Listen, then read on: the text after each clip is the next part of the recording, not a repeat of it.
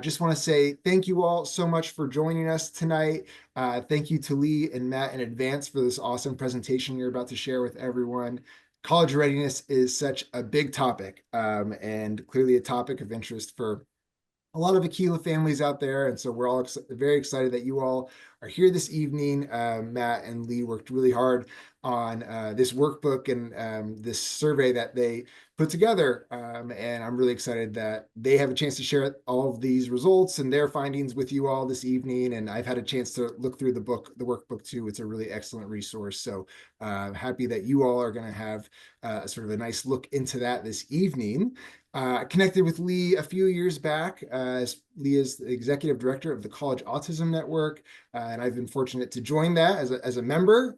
It's a really great network of professionals in higher education communities that have programs that support neurodivergent learners primarily on the autism spectrum. And Matt, I know very much through Akeela, and I've known Matt's son for quite some time. And Matt has found his way into this world. And so it's been really fun to engage with Matt a little bit more and see Matt build some really awesome products and surveys with the college autism world. So with that, I am going to let Lee and Matt take it from here.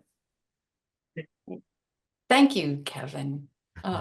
It's such an honor to have this opportunity to spend time with you this evening. I'm zooming in from Mystic, Connecticut. So for those of you in the Northeast, I share your concern about the upcoming snowstorm that they keep talking about, and the kind of pathetic effort at a snowstorm that we had this morning, which is now all gone. Let me put our slides up there. Matt, do you want to introduce yourself? Sure. It looks like our words are bleeding a little bit there. My apologies for that. But I'm Matt Gunter, and I do not have the esteemed background that Lee does. First and foremost, I am a dad. My son Peter, as Kevin said, went to Camp Akeela for a number of years. Probably, I would say, one of the, if not the happiest experiences of his young adulthood and childhood. He went to Akeela, I believe, 6 years until he aged out. I'm now happy to report that he is a freshman at the University of Arkansas with the help of the Autism Support Program down there, and he is doing great. So had a very successful first semester. He loves it down there. He lives with 3 other guys in kind of a suite with his own room, who are also in the Autism Support Program. And as Kevin said, I'm first and foremost a dad. I just got really passionate about this topic because of our son and the folks that we met in the autism community. Lee was generous enough to partner with me on the creation of this workbook that's based upon a study with the about 50 directors of college autism network programs around the country. I also started a little YouTube channel to profile different autism support programs. And I've also built a little app to help with executive functioning. So I have a day job, but this is kind of my passion area, as it is for many of you, I'm sure. And Lee and the College Autism Network are just such an awesome organization. It's been great to partner with them on this. Well, thanks, Matt. You've been a godsend in terms of your workhorse tendencies and the ability to get some things done. As you see from my bio, I started out really in the student affairs world, and that was my career for quite a long time. And I didn't come to this work through a personal connection, like a lot of people have a child on the spectrum, and that gets them really interested in this. For me, it was a matter of being in these roles on campus and seeing students really struggling and trying to understand what was going on with these students that I often was meeting with as they were preparing to leave in the middle of the semester. And I was working with parents like yourselves, trying to figure out where we went wrong, what did we miss, how could this have been different, and just seeing the heartbreak and disappointment for those students and their parents. It really got me interested in figuring out how colleges and universities could just do better at supporting students on the spectrum. And that led me to work with the College Autism Network, which is an organization of about almost 1,000 members across the country, Canada, Europe even, who are either practitioners or researchers focused on this area.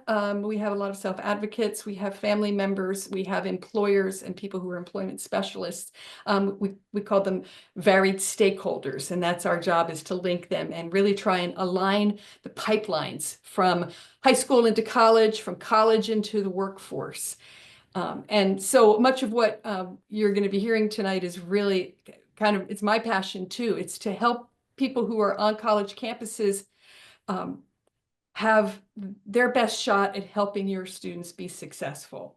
And a lot of that work happens upstream of the college decision process. And so that's what our talk will be about. I'm going to just give you a little bit of context, kind of a landscape. I'm going to be talking, we'll both be talking about what we call autism-specific programs. There are about 140, 150 of these across the country, and they are campus-based.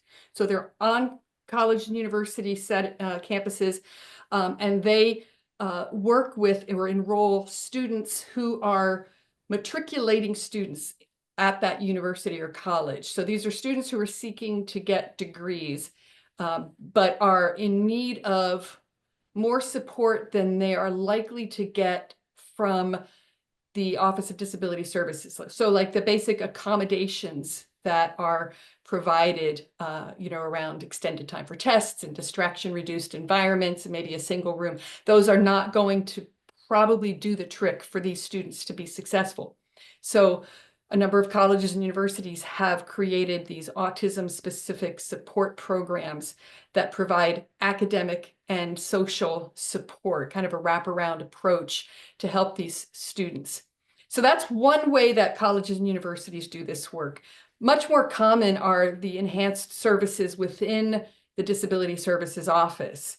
And so some students don't need a full-on autism-specific program, but really do need some accommodations and support. And so their college or university might provide that kind of support. And then some colleges and universities maybe do some of those accommodations and supports, but it's not enough, but they don't have a formal program. And so we see a lot of those schools suggesting referrals to outside providers, executive function coaches, therapists, others who are able to work with the students. And those, of course, are going to be fee-based. Those autism-specific programs that I mentioned are typically fee-based as well. The enhanced services within a disability services office are usually not fee-based. So that, I hope, gives you a bit of the landscape of what colleges and universities provide for their autistic and neurodivergent students. A little bit more about ASPs. As I said, they're for matriculating students. They may have an additional fee. As Matt and I will talk about, student willingness to participate in these is absolutely essential. They provide a number of supports like tutoring, social activities, executive function coaches. They don't provide personal care attendance or assistance. Colleges and universities are different from high schools in that they do not modify the curriculum that a student is expected to go through in order to get a degree. There's a difference between accommodations and modifications, and we can talk about that if you're interested.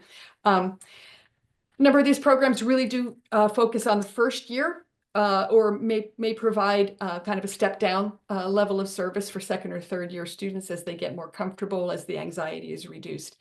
These programs often offer a special orientation program or suggest that a student come in during the summer before their first year. So Matt, do you want to take it from here?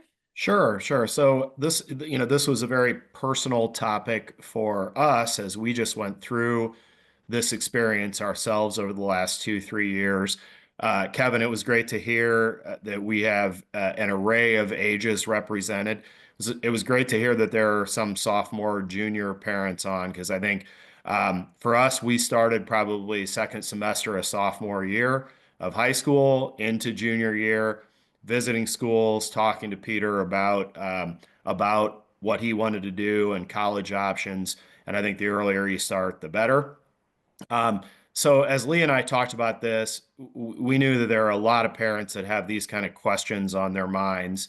And I think that a theme that came up in our conversations as well is that students arrive on campus in some cases at varied states, I think, of preparation, and in terms of skill sets to be able to be successful on a college campus and happy on a college campus. And so we really wanted to utilize her amazing organization to talk to some of the folks who work with students every day and try to identify what are some of the most critical skill areas to work on as a family, to develop, if possible, in advance of arriving on college campus, and also to identify those areas where your student may need some extra support. So we really focused in on two different areas. The first section of the survey was really the most critical skill areas in the minds of these experts. And then secondly, it was a set of at-home tasks or observations that you could work on and look for to try to identify and hopefully build some of these skills in your student before they head off to school. As you can see, we had good response. We had over 50 responses representing 48 different institutions across 25 different states in the United States. And beyond that, I would say they were representative of very small, in some cases, community colleges, in some cases, small liberal arts colleges, all the way up to very large, SEC, Big 10, Big 12 type campuses as well. So we felt like we had a very good diverse representation of the types of schools and support programs that are out there. And so, as we set out, I think first and foremost, we tried to identify the most important areas that your students really need to work on, or you as a family need to understand about your students. And we'll talk a lot about the first two in particular really, really resonated. So it's really important to understand what your students' goals are. And then secondarily, if they need extra support, that they really want that extra support and that they're willing to accept the help of, be it an autism support program, a disability service office, an outside counselor, whoever it might be. But those two things are really big, big drivers, and they really resonated. And if you could flip to the next slide, Lee. We also ask all of our respondents to indicate what their top three were. So if they only had to pick three, and there you can see there's quite a bit more spread in the results. So motivation to attend college and desire to seek and accept help really jumped up. There were other ones that I think, honestly, we got more spread in our answer. So for example, you see the academic skills jumped up to number 3 in our survey when we asked people to rank the top 3. On an average basis, it was a little bit lower, but we had some folks that were very vocal about making sure that your student is prepared to do college work when they get there, understanding, as Lee said, that modifications aren't really made in college the way they could potentially be made in high school. So what we intend to do now is really drill down into particularly the top 5 on the list and explore those in greater detail. As Kevin said, if you have questions along the way, please feel free to drop those in the chat, and we'll try to field them. And so just to emphasize this, so we asked these directors of these autism-specific programs, what is it about a student that is in your program that gives you confidence that that student is going to make it? Like what are the red flags that you're looking for? What are the best predictors of success when a student starts in your program that tells you, all right, I think she's going to be okay? And what are the things that you're really worried are not there that make you anticipate some difficult conversations down the road. And one other thing that I'll say is the College Autism Network is in the midst of this 3-year kind of massive study called the Pieces Study, where we've been collecting longitudinal data from autistic college students. And one of the questions that they're asked is, how do you define success? And interestingly, their number one answer is their learning, academics. And I always think of that as, the students are really focused on learning, but there is all of this stuff that's going on around them to help them be successful academically. So we'll talk a bit more about each of those. That's a great point, Lee. And I think, what I would add is another real theme that came out generally from our respondents was no student should be expected to be effectively a master at all 10 of these. Neurotypical students usually do not show up to campus, 10 out of 10 on all 10 of these different variables that are out there. For example, I think our son was very motivated to attend college. He absolutely was happy to take the assistance of an autism support program, strong academic skills, but in his case, he really needed help on the social dynamic, with executive functioning and organization and planning. And that's really what this is about, not an up or down test on, is my student going to be successful in college, but having a conversation about their motivations and goals, and then understanding the areas that we need to work on collectively as a family before, and potentially continue to support when they get on campus. Mm-hmm. So this first one, as we've said, motivation to attend college and willingness to accept help. These are the best predictors of success. And that might seem really obvious. Well, why would a student be in college if they didn't want to be there? And yet, we have experienced a lot of students who are there really fulfilling somebody else's dream, not their own. Or they have somehow been swept into a river of expectation because their older siblings have gone to college and that's what they believe, or they just really want to be able to go to University of Michigan football games, and this is the way they get to do that. And so you think, oh, this is really obvious, but it's really not. And it's not until they're kind of in that first semester and they start to realize exactly what is expected of them that living somebody else's dream is not enough. Motivation to attend college, it's got to be in their hearts. And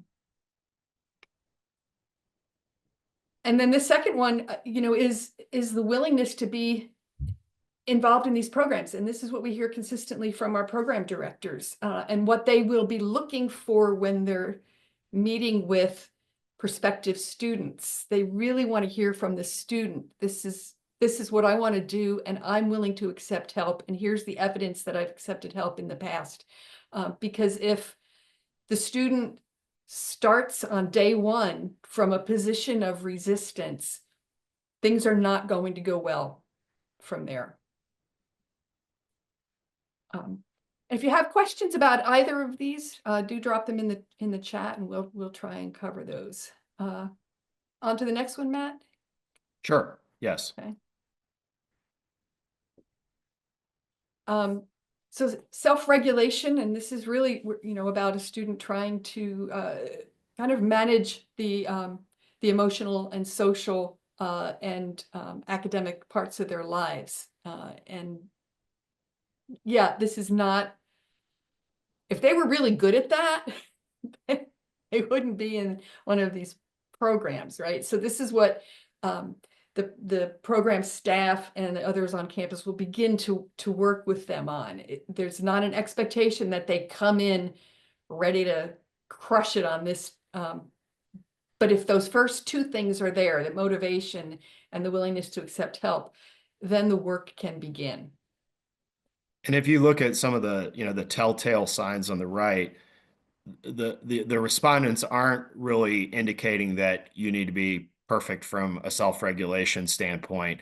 Ideally, the student can begin to understand when they're approaching a point of dysregulation and potentially have some self-soothing strategies that have been effective in the past. That's really, I think, kind of the gold standard for self-regulation with our students. So it's not that your student's never going to get stressed out. Every student gets stressed out in college. It's not that they're maybe going to have some times when they do become dysregulated or melt down, for lack of a better term. But working on those skills of understanding when it's coming and how to self-soothe and how to talk through issues, that's an important skill to take onto campus. Right, right. I've heard program directors talk about, recognizing the the red light on the dashboard that goes on and tells you you need to pull over, otherwise you're about to blow your engine.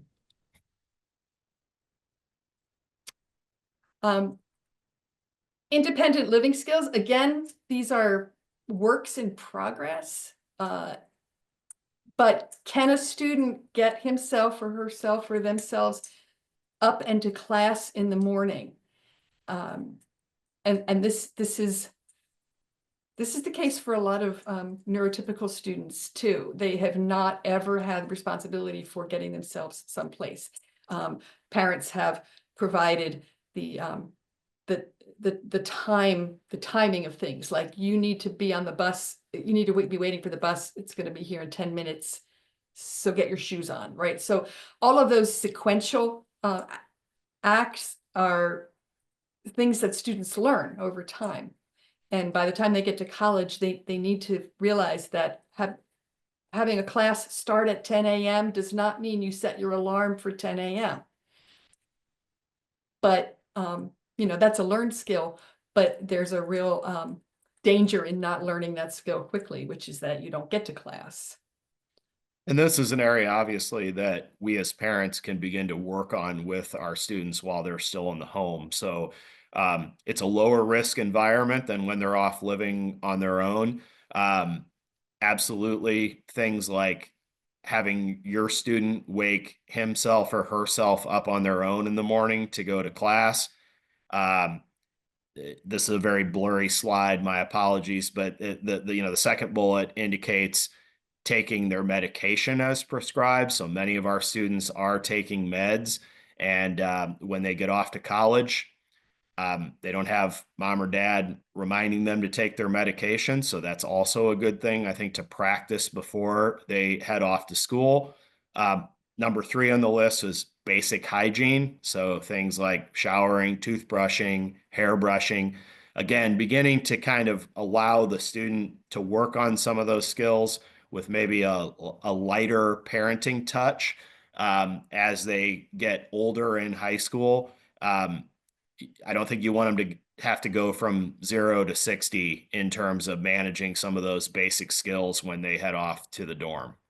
Yeah, yeah, and I'll say one thing about the medication piece, because it is a conversation that, as a dean of students, I had a number of times with students when we would see them start to struggle, late in September, early October, they weren't going to class, their behavior was problematic, and I would have a conversation with them about what's going on, and I would ask, do you take any kind of medication? And typically a student would say, yes, I used to, but I don't now.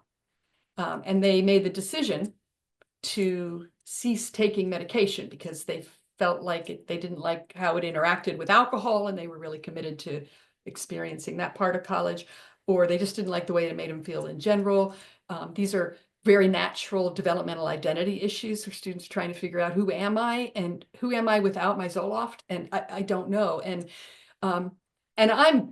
I am totally supportive of those sorts of explorations of identity, but boy, when a semester's worth of tuition is at stake and is about to be lost, and a semester's worth of housing and dining fees are about to be lost, that's really heartbreaking.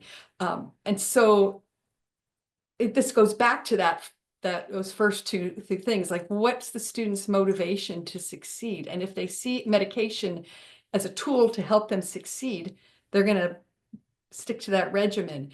If they see it as something that you've made them do all their lives and they don't really have much agency, they're likely to give it up when they don't have somebody forcing them to take their meds.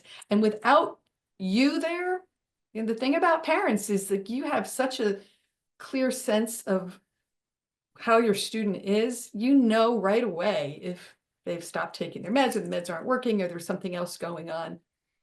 The college officials, we don't have that kind of connection to your student.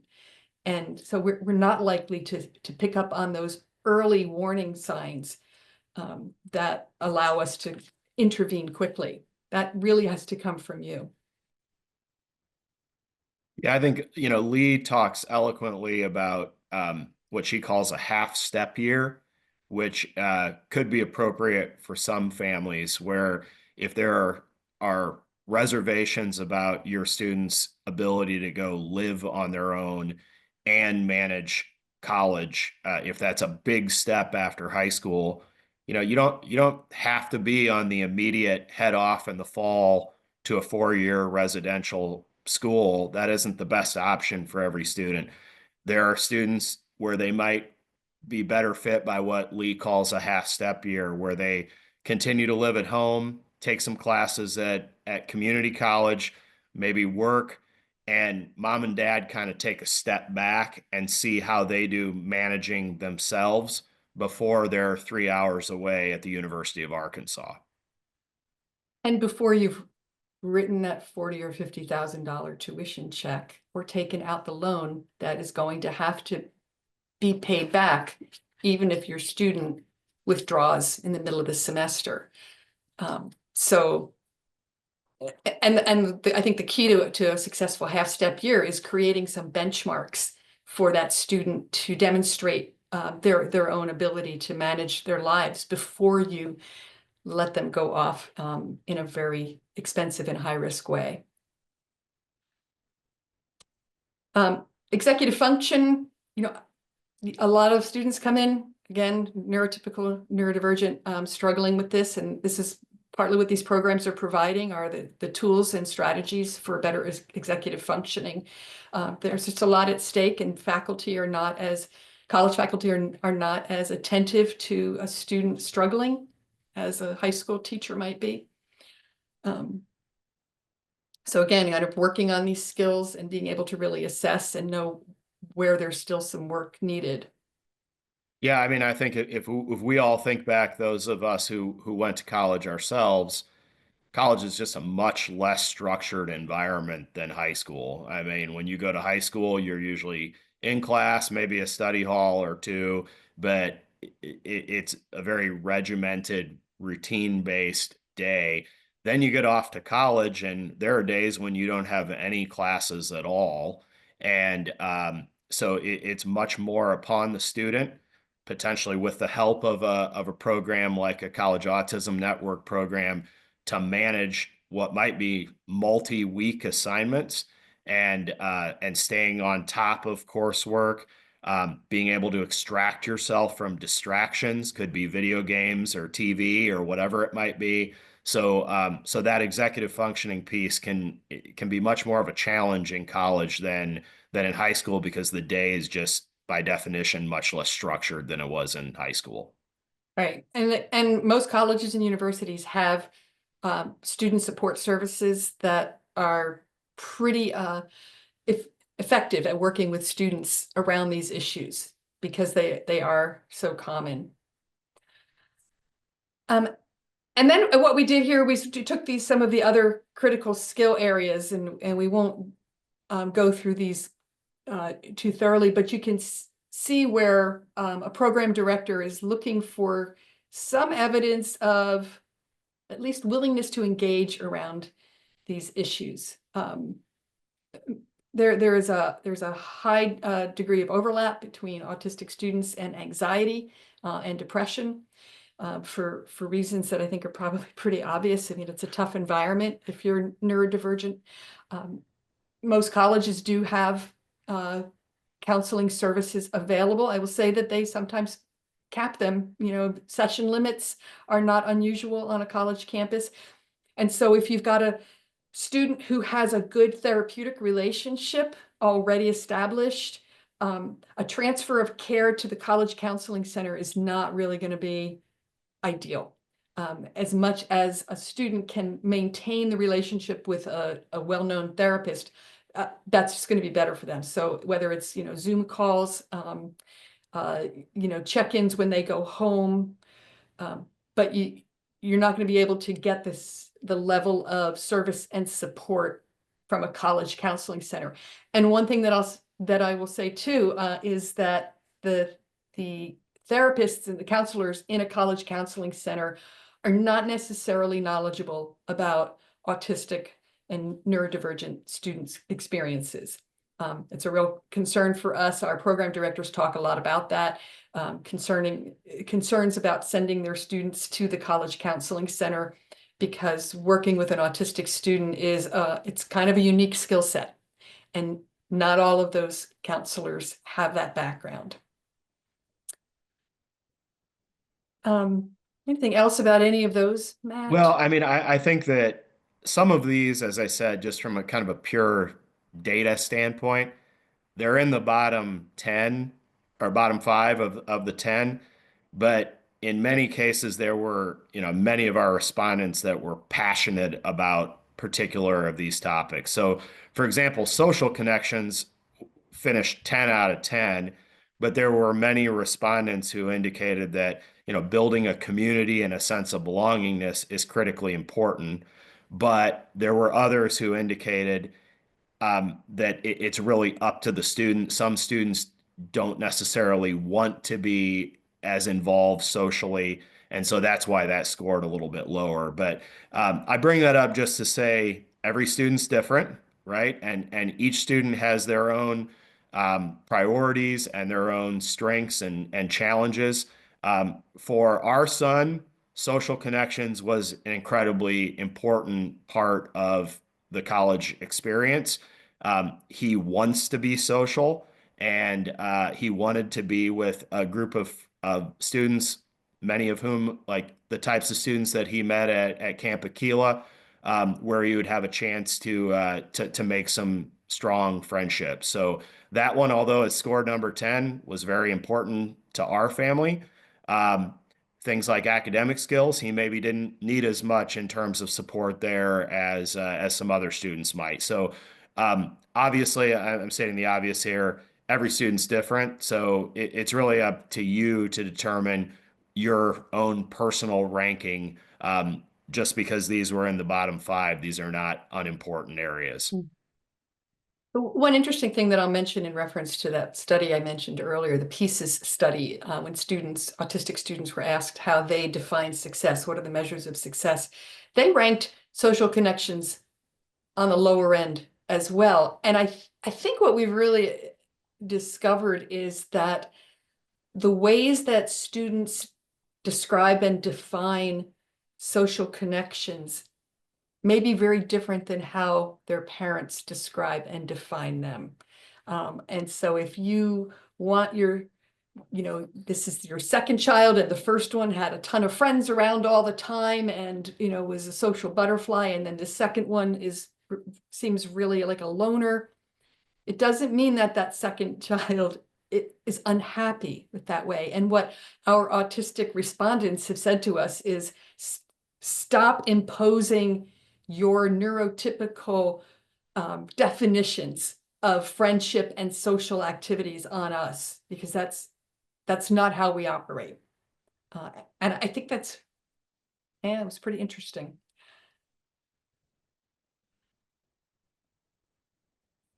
So then we have this workbook, which is available online in a PDF version, or you can actually get the old-fashioned hard copy.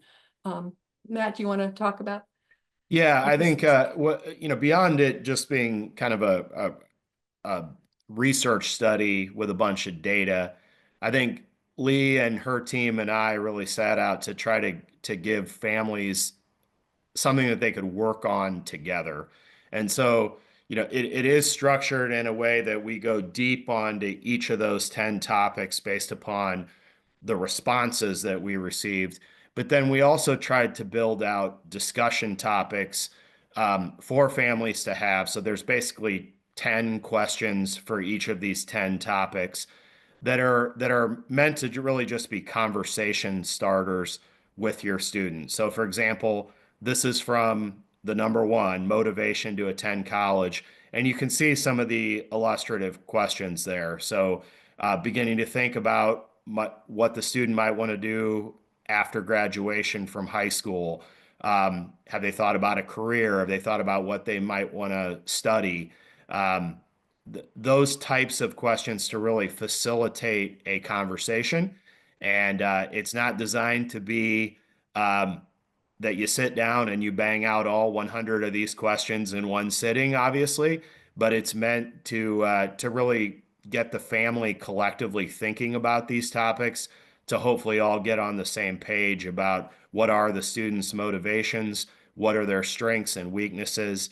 After you've done that, then we provide some frameworks, as you can see on the right, to try to think about your students' unique kind of strengths and development areas and the places that you should collectively work on together. And potentially the student may need some support once they're on the college campus. Because I think, Lee, one thing you would say is that your programs have a lot of commonalities, but there are also some differences in terms of emphasis from program to program.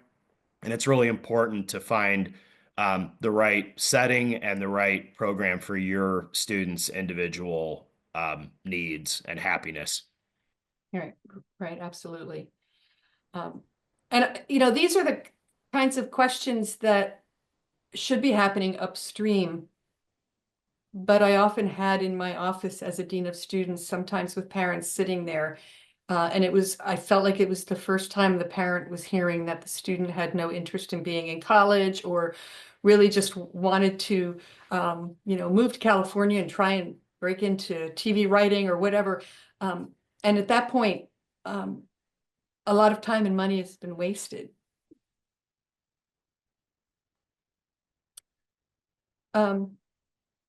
So we've got some resources that we hope that you'll use.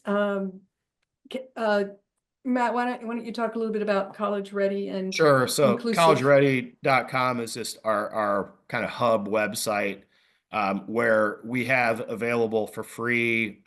You can see that PDF, the one that's entitled College Readiness for Neurodivergent Students. That's available for free on the website. It provides essentially kind of a two-page cheat sheet on everything that we talked about. We also, as Lee said, we have it's about 130-page workbook as well. You can buy an e-copy and download it from that website. It's also available if you'd want a paperback on Amazon. And then Lee's organization, their website, I can't rave about enough. I mean, we would not have found the colleges that we looked at but for the College Autism Network. So they have an incredible, as you can see some screenshots here, they have an incredible search tool. You can see you can drill in by any number of filters. You can pick your particular region if your student wants to stay closer to home. You can pick by 2-year versus 4-year schools. There are independent support organizations like College Living Experience and Mansfield Hall that are featured in this.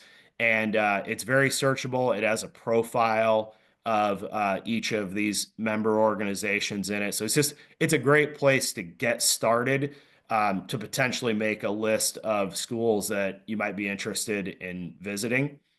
And then lastly is a little shameless plug for my YouTube channel on the right. What I primarily do on that YouTube channel is do interviews with the directors of programs. So you can see Sydney at Landmark here. They're usually about 20 minutes in duration, and they give you just a little bit of a deeper behind the scenes look at what makes that particular program unique. So.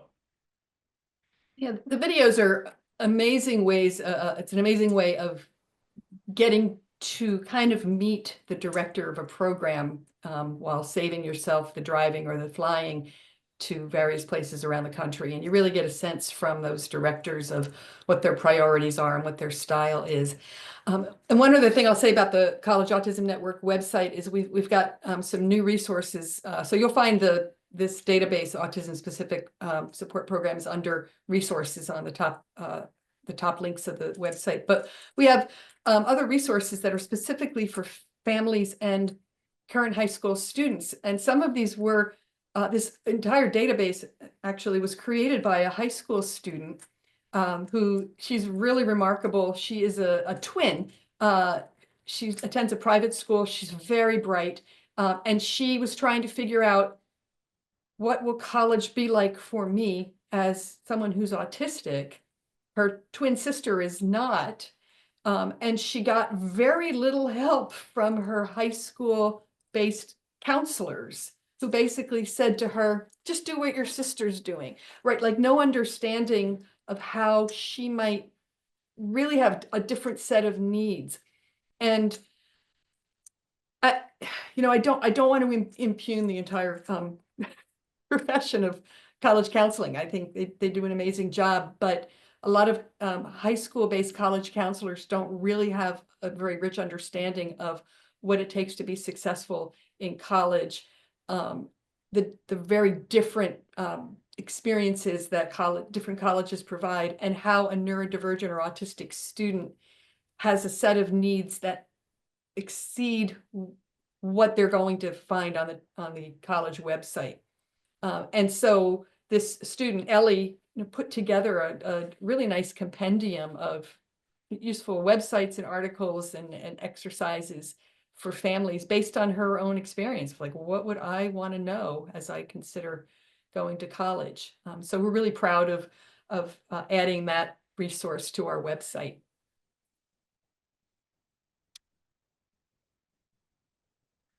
So we are happy to answer questions that you all might have. And Well, Kevin, I was gonna just say first by saying thank you to Lee and Matt. Thank you both for an awesome presentation. I'm always amazed by your expertise in this, and just looking back through these slides has brought back memories of going back through the workbook. And I know that whenever we do these presentations, I'm always, oh, this feels like a lot. Like, it's a lot of information, and there's a lot of skills to work on and get ready for in college. And I think a couple thoughts that I had about that I'm sort of reflecting on is, one is the workbook does such an awesome job of making it not feel like a lot. I remember going through that, and it was one of the few resources out there that I've gone through, and I was like, this feels manageable. Whereas sometimes it feels just like a whole heck of a lot to go through, and like it would just be a real challenge for a family to try and do this with their teeth. I could see it being like pulling teeth, and I didn't get that sense in the workbook. And so I thought it was really well structured in that, from that standpoint. And it's also, I'm always remembering too, there is continued support for a lot of these skills through the ASPs out there, through the Office of Disability Services and other types of programs. And remembering that not all of these skills, you have to have 10 out of 10, right? to be ready for college. I certainly did not, and still found a way to have a successful college career. But, I think the more practice that goes into it, and then knowing that, finding what is the right support avenue and the right program out there. And that actually brought a question to mind for me, is, and Lee or Matt, either of you can answer this, sort of how, with all those skills, and I know ASPs will have varying levels of emphasis, I think, as you alluded to, on each of those skills, let's say, how should parents sort of go about seeking out that information? Is it websites? Can you talk to these directors directly and just pick up the phone? What's the best way to do that? Yeah, it's a great question. The directors of these programs or their staff are typically going to make themselves available to you if your student is serious about about enrolling.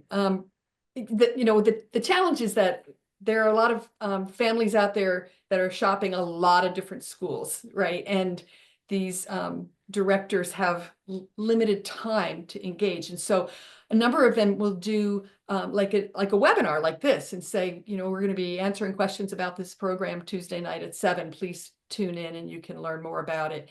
And I think that's a really time effective way of sharing information. I think, you know, visiting is helpful if that's at all possible. And then talking with current students is, I think, a really good way to get a sense of what the emphasis has been. Every student's going to have a different experience, but you'll talk to 3 students and you'll start to hear some patterns. I'm a big fan too of the Facebook group Parents of College-Bound Autistic Students. It's run by top college consultants and College Spy. I learn a lot from those parents because someone will say, hey, my son's looking at University of Denver. What does anybody know? And there'll be some pretty thoughtful responses. You know, my one caution is that every student's experience is really different. And I've seen some great programs not work for some students, and some average programs work really well. And the list of colleges that we mentioned, the autism support programs, that is on our website under resources.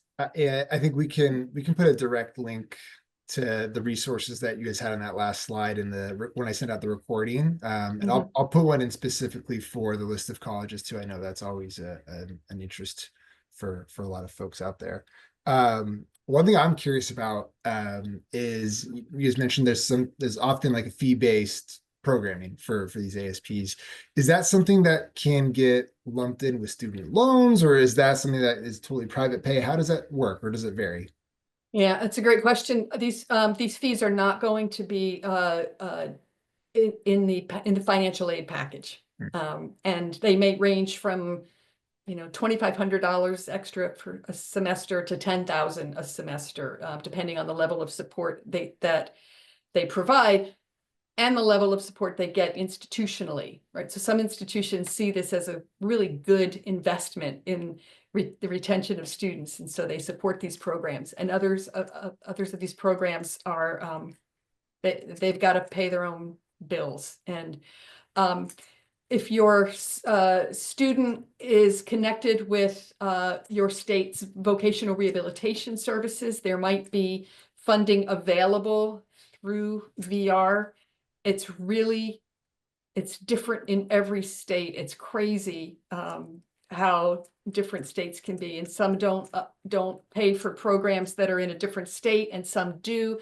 But if you've got a VR counselor, that person can probably help you with that, and so that's going to be a source of funding. Otherwise, it's going to be private pay, you know, out of your checking account or a loan. Yeah, and you know, and some of the programs, as Lee indicated, they've actually built pretty tight relationships with the state vocational rehab. So I know, for example, you know, Marshall University and West Virginia University in the state of West Virginia, they have very tight relationships with their vocational rehab. Emory University does with Georgia, just to name a few off the top of my head.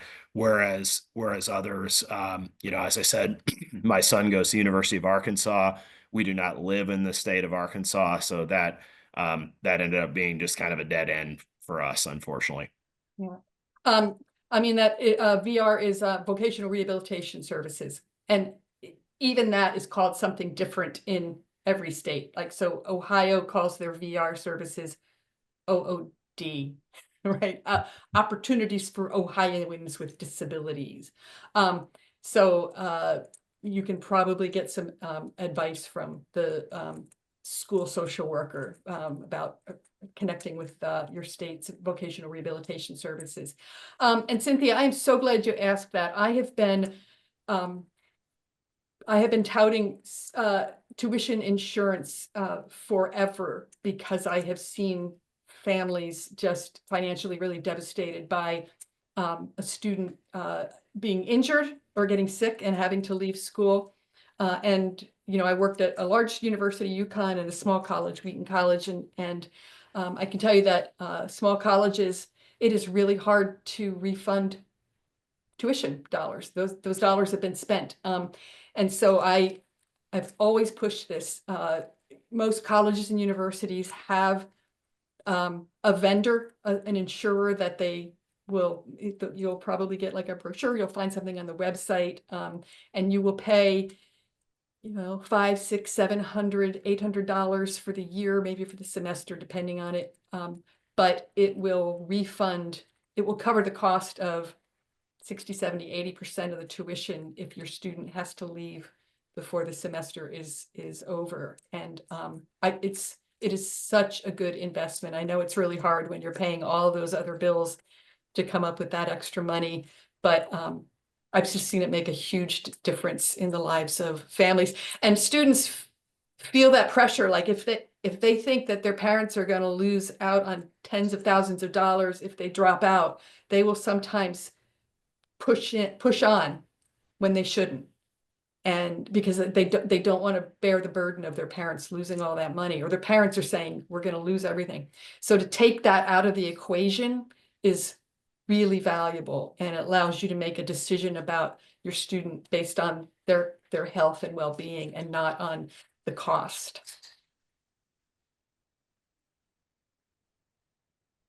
That's a great question. That's the one I had not thought about before. So I think that's really interesting. Thank you for asking that, Cynthia. Yeah. Are there any other questions out there? We're coming up on our hour mark here, so right on time. Just one thing I would say, Kevin, from the parent perspective, I do think obviously it's very important to visit the schools with your students. One part of the equation that I think was very important to us personally was the housing situation. So there are many colleges that have a shortage of on-campus housing right now, especially at many larger, rapidly growing universities. And I think that's a piece that, you know, let's face it, you spend a lot of time in your dorm with your roommates. And for us, it was important to understand what that living situation was going to be. I think we landed in the right place for our family. But you know, I think Lee would agree with this. There are some of these autism programs, such as the one at Arkansas, where she has done an amazing job negotiating with the university to have dedicated living space, basically, where she gets to pick first. And our son can live in the same dorm all 4 years if he wants to. There are other schools where they don't have that same deal. And I just think that's an important component of the college experience to make sure you understand. That is usually something that you can find out about early on, whether it's on the website or the conversation. Is housing guaranteed? And it, you know, some of these autism specific programs have dedicated housing. You know, St. Joe's in Pennsylvania, a few others have residence halls that have been designated for their autistic and neurodivergent students, and the program kind of manages that space, which is great. Other programs, you know, will get you housing in the first year, but after that, you're in the lottery like everybody else, which might work for some students and not for others. Housing is an accommodation, you know, and accommodations can help mitigate some of that uncertainty, but it's not guaranteed. We just had another question come in about disclosing diagnosis, and if that would affect the student's likelihood of being accepted into a school. Not typically. The admissions folks are not looking at the diagnosis. You know, I think a student applies based on, you know, with their grades, their test scores, their letters of reference, their co-curricular activities. That's what the admissions office is going to look at, and then a student is accepted. And at that point, if the student is particularly interested in that school, that's adequate time to disclose a disability. Schools are not permitted by law to discriminate in the admissions process on the basis of disability. I think that's a hard thing to know absolutely for certain that it's not happening. So I think you roll the dice with the best application you can put together. The student gets accepted. If you've done your homework, you know that who are the next people that you need to talk to, and that would be disability services or a program director. And that's when you can be, I think, a bit more forthcoming. But it's important to be forthcoming because that's the time for a really honest assessment of all of these things that we've been talking about, a student's readiness. And I know some of our alums too, they write their personal statements about the fact that they're on the spectrum or that they're neurodivergent. It's something they're really proud of. And this is why it makes them great too. And, I think it can be a really empowering thing too, as as opposed to being seen as something that's a negative for an admissions counselor. So, Right. definitely something that, yeah, we get that question a lot from campers over the summer when we run different workshops, and we always say it's obviously their personal decision. We can't tell you what to do necessarily, but I think it can be a really empowering thing to sort of share with them through a personal statement too. Yeah, it's a great point. For some students, autism is front and center of who they are, and for other students, it's kind of it trails behind the other things that they value about themselves. There's a related question just came in just about like true for admission to private high schools and if they can't discriminate on the basis of disability. I don't know. I agree with that. I mean, they are under the auspices of the IDEA, federal legislation that prohibits discrimination on the basis of disability. There are a number of active lawsuits out there for parents suing schools for doing exactly what you're talking about, discriminating. I would call it unsettled law. So I see the question about large versus small. I'm a big fan of smaller schools, but some students really love the excitement and the diversity and the bustle and hubbub of a big university. And I have seen a number of nieces and nephews off to college, and I always say, visit, like go there and get a sense of the vibe. And it's amazing how those visits really help separate the wheat from the chaff. Like, this is not my vibe. But even big schools are very different from one another. If you can get into an honors program at a large university, that's going to be a very different experience than living in just the typical residence hall and going to those football games. So yeah, I mean, I can share from our personal experience. I mean, my son, there's nothing he loves in the world more than college athletics. So he really, really wanted to go to a school where he could go to football games and basketball games and baseball games. And we met with our high school counselor, his college counselor, and he immediately went to kind of small liberal arts colleges around here. And Peter, to his credit, said, that's not really what I want. And I think, that's why it's great to start early. As Lee said, visit small, medium, large. Let your student kind of feel out how they feel when they're on those campuses. And then it's important to have those conversations. I mean, I think that we were able to agree as a family that if Peter did want to go to a large school like the University of Arkansas in the Southeast Conference, that it was probably more important that he pick one where he could get some support from an autism specific program and where there was guaranteed on-campus housing. There were schools that would have been logical choices closer to home that I think he ultimately agreed I'll be better off if I go to a place that has some of those supports in place. That, in our opinion, the bigger it was, the more important having those supports to make the school smaller became. One thing I'll add on that too is our one of our camp nurses is actually an Akeela parent, and her daughter attends the University of Massachusetts. And what she always said was that you can make a big school small, but you can't make a small school big. And so it's interesting. And I had never thought of it. I was like, oh, you're right. Of course you could. And I went to a tiny little school, Wake Forest, about 4,000 students.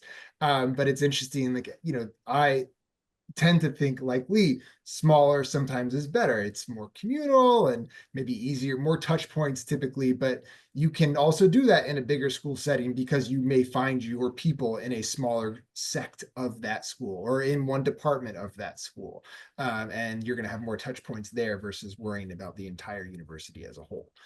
So I think that was an interesting point for those who are considering, the differences there. Yeah, great response. Awesome. Right. Well, oh, maybe one last question here just came in about bullying. Yeah, bullying. A lot of your students, at Mansfield Hall, we would talk about students being bunnies and badgers, and a lot of autistic students are bunnies, like they're kind of vulnerable, and that's what leads them to be bullied by the badgers. And so, I think a lot of our work in higher education is keeping the badgers from eating the bunnies. And that's just, I don't know, maybe that's inappropriate. It's just an image that I always think about when bullying comes up, because some kids can be really cruel. And this is where staff training really matters. And this is where helping with the students' self-regulation and preparation for the college setting, like they need to know that there are going to be some other students that they run into who are real jerks, and they need to keep their distance from them. And if you can normalize that, like those kids who bully you, they're bullying other kids too, right? It's not just you, and you just need to keep your distance and find the people who are like you, who are like you want to be. But autistic students are, I think, really vulnerable to being lied to, misled, because they're very, trusting and take things pretty literally. And so they can sometimes be in the crosshairs of some ugly behavior. But if you can get your student to seek assistance, get help, talk to you about what they're experiencing, there may be an opportunity for intervention. I wish it wasn't the case, but yeah, I've just come across students in my career that are not kind. And that's sort of the nature of a college campus. It's an unsupervised environment, right? And that is so different than anything they've experienced. No matter what those people at the admissions open house tell you, it's unsupervised, right? Like there is a lot of opportunity for mischief, for substance abuse, for sex. All of those things are happening, and so that's what makes, I think, Matt and me both really so passionate about this idea of readiness and preparation, because you can head off a lot of those issues if you're thoughtful and really engage in an honest conversation with your student about what to expect.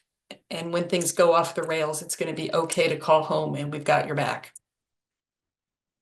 So it's very hard for students to admit failure. And that's what it will feel like if they can't hack it. And they just need to know from you that it's not them. It's the rest of the world. Right. Well, thank you again, Lee and Matt. This has been wonderful, and thank you for the great questions for those of you out there in the audience tonight. Lee and Matt, any sort of last words before we hop off?